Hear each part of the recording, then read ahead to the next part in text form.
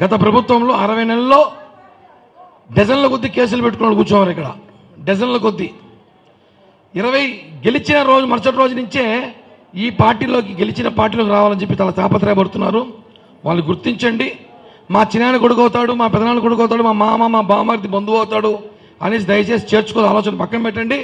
ఎందుకంటే ఇబ్బందులు పడి కష్టపడి జైలుకి వెళ్ళి కేసులు పెట్టుకుని తెచ్చుకున్న ప్రభుత్వం ఇది.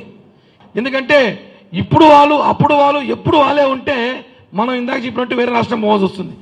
ఈరోజు ఇక్కడ వచ్చి మాట్లాడుతున్నారు, మేము జైలుకి పోయినాము, ఇంకోటి పోయినాము దానికి పోయినాము అనేసి.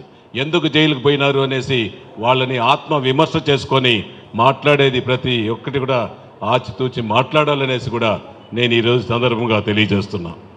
నేను మీ అందరికీ కూడా ఒకటే చెప్తున్నా, ఈ క్లస్టర్లో కాదు, ఈ మాదిరి 12 క్లస్టర్లు, ఎలక్షన్లో ఇంకొక 8 క్లస్టర్లు కూడా యాడ్ చేసి దాదాపు 20 క్లస్టర్లు పనిచేస్తాయి. ఎంతో యుద్ధం చేశారు, ప్రాణాలకు సైతం తెగించి పనిచేశారు, రాత్రింబోళ్ళు కష్టపడారు. అటువంటి నాయకుల గుర్తింపు మేము కూడా చూసాము. ఒక్కొక్క డివిజన్లో ఒక్కొక్కరు ఎవరెవరు ఏమేమి చేశారనేది కూడా ప్రతి ఒక్కరికి కూడా మాకు తెలుసు. ఎంతమంది చేశారనేది కూడా మాకు తెలుసు. వాళ్ళని గుర్తుపెట్టుకుంటాం. ఖచ్చితంగా కూడా వాళ్లకు పని చేసిన ప్రతి ఒక్కరికి న్యాయం చేసే బాధ్యత ఇటు జనసేన పార్టీ తరఫున కానీ, తెలుగుదేశం పార్టీ తరఫున కానీ, బీజేపీ పార్టీ తరఫున కానీ ఖచ్చితంగా కూడా నేను చేస్తాననేసి కూడా ఈ సందర్భంగా మీ అందరికీ తెలియజేసుకుంటూ